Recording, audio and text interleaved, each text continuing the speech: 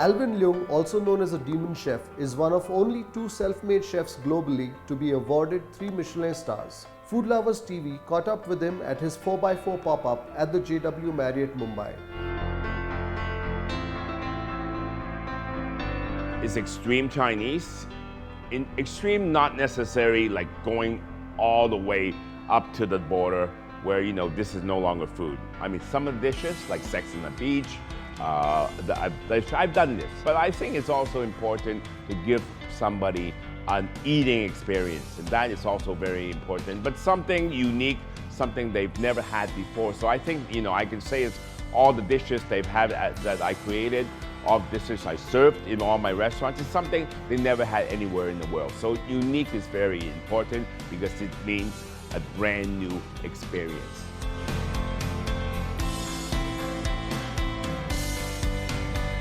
Yes, I have a tattoo right here that says the Demon Chef in Chinese, okay? It's very painful to put it on, and it's more painful to remove it. So for me, you know, I've committed myself to cooking, so I'm not gonna give it up.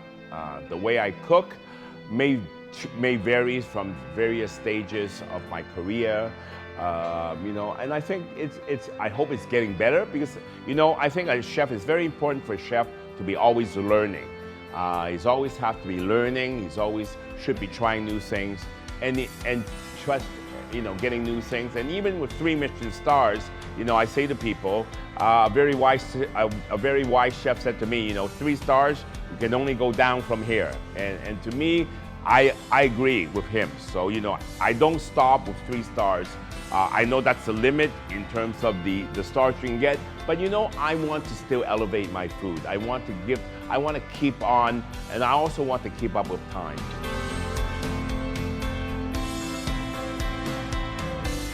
I was educated as an engineer. I trained as an engineer, and I think my approach to cooking is still from an engineering point of view, and that's the way I was educated. I think I take a very logical approach to cooking. I also like to, you know, be innovative, which means, you know, doing something creative, doing something new. But I think the difference between creativity and innovation is creativity is a thought. You know, it's a thought in your mind. Whether you can make it happen or not, it doesn't matter. But I think innovation is something more practical. You know, it's the application of creativity. And for me, as an engineer with an engineering background, you know, this allows me to create dishes. And also, I think it allows me to see things from different perspectives, which is very important. I think this is one of the advantages I have. Innovation is exactly what the restaurant's about. You know, we have new menus all the time. I create new dishes. You know, this is not a restaurant where the menu stands still. The menu at Bowl, you know, it moves on. It moves on with the time. It moves on with what I've learned. It moves on from what I've observed. Now, we do not move on because of the trend. I think, you know, today, I don't like to follow trend because trend is something that will not last. And I think one of the most important thing about cooking is it must be sustainable with time.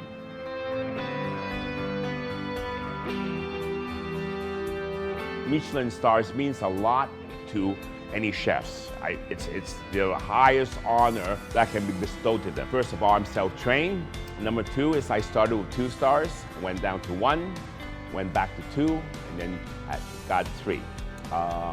And it's been, to me, an adventure, a learning experience.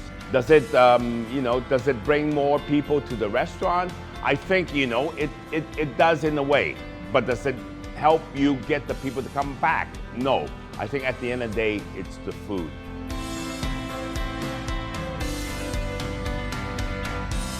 I had 1 or 2 courses, which I think, you know, was a bit exciting, like the iced tomato, which is something that, you know, I know people here, they always have some raw vegetables that accompanies their meal. So this, I did something, and I used a vinegar from Hong Kong. The Indians, they love Chinese food, and one of the particular favorite was dim sum. So I did a special take on dim sum. I did a soup dumpling, which is something that you probably don't find in India, and instead of the normal pork and pork filling, I use a spicy lamb. I did a spring roll. Instead of the usual pork and cabbage, I added in a pesto, so more of an Italian touch to it. Have the hagao with a truffle XO sauce, a little bit of elegance, you know. And then there's a fish with black fermented garlic, something which is, you know, I would say familiar and unfamiliar with the Indian palate. So there's a touch of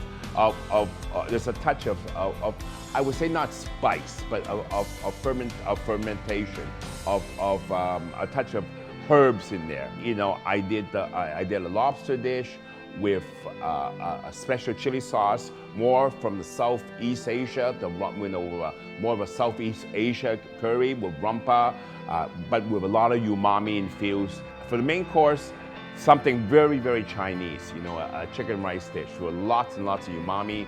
And for dessert, coconut sugar ice cream with star anise roasted pineapple. So, you know, something that I think people here will find different, maybe a bit exciting, but most important, I want them to feel this is good eating.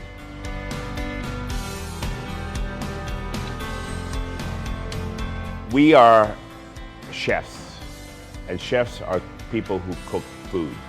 And food is something that nourishes people, provide them with comfort and happiness. And that comes from taste. And this is very important. A lot of chefs nowadays, you know, they see other chefs, they see the shows, they see the smokes, the nitrogen, the powders, the foam. They see, you know, all kinds of, you know, presentation. And I do that. I'm not saying I don't do that. But at the end of the day, you should. But you should also pay a lot of attention to taste, because at the end of the day, this is what people will come back for.